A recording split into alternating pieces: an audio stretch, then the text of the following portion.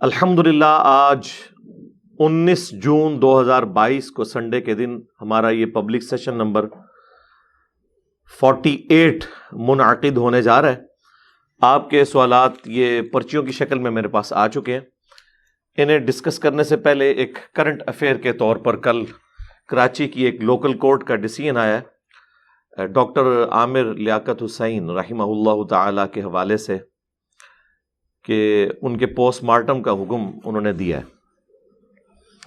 میری تو پہلے سے یہ خواہش تھی اور ڈیمانڈ تھی کہ پوسٹ مارٹم تو ہونا چاہیے، ایک اتنی بڑی پرسنالٹی، باقی جو علمی اختلاف ہے یا کوئی اور ایشو کسی کا ہو سکتا ہے وہ اپنی جگہ، لیکن ظاہر ہے ایک سیلیبریٹی تو تھے وہ، اس طریقے سے ان کا اچانک دنیا سے جانا اس حال میں کہ ان کے جسم کے ایکس ریز بھی سوشل میڈیا کے اوپر آئے ہوئے ہیں، یہ والی بون ان کی ٹوٹی ہوئی ہے، ابھی تک کسی نے انکار نہیں کیا، کالر بون یا شولڈر بون، اور ہاتھ بھی غالباً اس کی ہڈیاں بھی ٹوٹی ہوئی تھی۔ پھر ان کے ملازم کا بیان بھی آیا کہ جی ان کے کمرے سے چیخوں کی آوازیں آ رہی تھیں۔ اب یہ نہیں پتا کہ وہ رونے کی وجہ سے خود چیخ رہے تھے یا انہیں کوئی مار رہا تھا اس کی وجہ سے وہ کسی کو مدد کے لیے پکار رہے تھے۔ بہرحال یہ ساری باتوں کے باوجود ان کو بغیر پوسٹ مارٹم کے دفنانا یہ بہت بڑا ایک سوشل جرم بھی تھا اس حوالے سے، اور اس کے پیچھے زیادہ تر ان کے ورثاء کا ہی قصور ہے، یہ قصور ہی کہوں گا میں۔ رات کو میری کافی تفصیلی بات ہوئی تھی جے ڈی سی کے جو ظفر عباس بھائی ہیں، وہ ان دنوں میڈیا میں کافی ان رہے ہیں اور کافی زیادہ انہوں نے پازیٹیولی معاملات کو چلایا تھا۔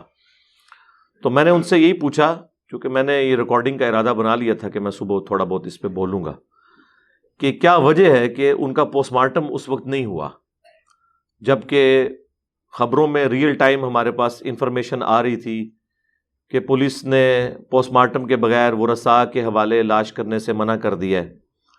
پھر یہ اچانک کون سا ایسا فیصلہ ہوا ہے؟ تو وہ بتانے لگے کہ چونکہ ورثاء جو ان کے بیٹے تھے اور ایک بیٹی بھی ہے ان کی، پلس ان کی ایکس وائف بھی آئی ہوئی تھی، وہ تو خیر وارث نہیں ہے لیکن بہرحال وہ بھی بچوں کی ماں تو ہے، ان سب کا یہ ڈیسیژن تھا کہ ہم پوسٹ مارٹم نہیں کروائیں گے۔ اس کے پیچھے یہ ریزن نہیں تھی کہ وہ کوئی ان کے قتل میں جو مبینہ ہے، یعنی یہ نہیں ہم کہتے کہ یقیناً ایسا ہوا ہے، ہو سکتا ہے نہ ہوا ہو، اس میں کوئی شامل تھے وہ، بلکہ وہ یہ کہہ رہے تھے کہ انہیں زندگی میں بھی اتنی تکلیفیں دی گئیں، ان کی میمز بنی۔ اگر پوسٹ مارٹم میں کوئی ایسی ویسی رپورٹ نکل آئی، جو میں اشارتاً گفتگو کر رہا ہوں، آپ کو پتہ ہی چل گیا ہوگا کہ میں کس حوالے سے بات کر رہا ہوں، کیونکہ صحیح بخاری میں حدیث ہے کہ جو مر گیا وہ اپنے انجام کو پہنچ چکا، اچھے یا برے، اب تم اسے گالی نہ دو۔ البتہ یہ ضرور ہے کہ اگر اس کی ایکٹیویٹی کی وجہ سے باقی لوگ افیکٹ ہوئے ہوں یا اس کی ایکٹیویٹیز کی وجہ سے قرآن و سنت کی تعلیمات کا کوئی نقصان ہوا ہو، وہ آپ ڈسکس کر سکتے ہیں، لیکن کسی کی ذات کو ڈسکس نہیں کر سکتے۔ بہرحال وہ انہیں یہ خدشہ تھا، تو ظفر بھائی کہہ رہے ہیں میں نے انہیں کہا کہ ہم ہاسپٹل والوں سے یہ یقین دہانی کرواتے ہیں ایفیڈیوٹ پہ کہ وہ ان کی پوسٹ مارٹم رپورٹ کو سیکرٹ رکھیں گے، اس کے باوجود وہ ایگری نہیں کیے۔ پھر بھی پولیس والوں نے آخری درجے تک کوشش کی کہ کسی طریقے سے پوسٹ مارٹم ہو جائے، لیکن لوکل کورٹ سے جا کے ان کے بیٹے نے، احمد نے، ڈیسیژن لے لیا اور اس کی وجہ سے انہیں دفنا دیا گیا بغیر پوسٹ مارٹم کے۔ حالانکہ ان کی میت کے اوپر بھی، جنازے پہ بھی کافی سارے لوگ یہ چیمہ گوئیاں کر رہے تھے کہ پوسٹ مارٹم ہونا چاہیے تھا تاکہ پتہ چلتا۔ خیر یہ معاملہ ٹھپ ہو گیا، اس وقت کیٹاسٹرافک کنڈیشن تھی۔ بعد میں کسی شہری نے پٹیشن فائل کی، وہ ظاہر ہے کہ اس طرح کے جو نامعلوم قسم کے شہری ہوتے ہیں وہ ایجنسیز کی طرف سے ہی ہوتے ہیں عموماً، کہ جی عوام الناس میں خوف و ہراس پھیلا ہوا ہے اس واقعے کی وجہ سے، باقی لوگ بھی اپنی جانیں غیر محفوظ سمجھ رہے ہیں کراچی میں، تو اس کے پوسٹ مارٹم کا آرڈر کورٹ دے۔ تو کل 18 جون 2022 کو کورٹ نے ڈیسیژن کیا. وہ آپ کو پتہ ہے جنگل کی آگ کی طرح وہ خبر پھیلی ہے تمام میڈیاز کے اوپر. وہ چند گھنٹوں میں ان چینلز کے بھی ویوز جو ہیں وہ لاکھوں کراس کر گئے ہیں جو چند سیکنڈوں تک ہوتے تھے. ظاہر وہ خبر ہی بہت بڑی تھی کہ ڈاکٹر عامر لیاقت کی قبر کشائی کا حکم دے دیا گیا, پوسٹ مارٹم کا حکم دے دیا گیا. اس کے لیے اب وہ ایک ڈاکٹرز کا جو پینل ہے وہ بھی ترتیب دے دیا گیا ہے. میرا خیال ہے 1-2 دن کے اندر یہ سارا معاملہ ہو جائے گا. تو میں نے ظفر باز بھائی کو JDC والے اس لیے فون کیا تھا کہ ہو سکتا ہے ان کے ورثاء میں سے کوئی بڑی کورٹ میں جا کے اس ڈیسیژن کو ریورس کروانے کی کوشش نہ کرے. تو وہ کہہ رہے تھے کہ وہ ڈیسیژن اس طریقے سے ریورس نہیں ہوگا.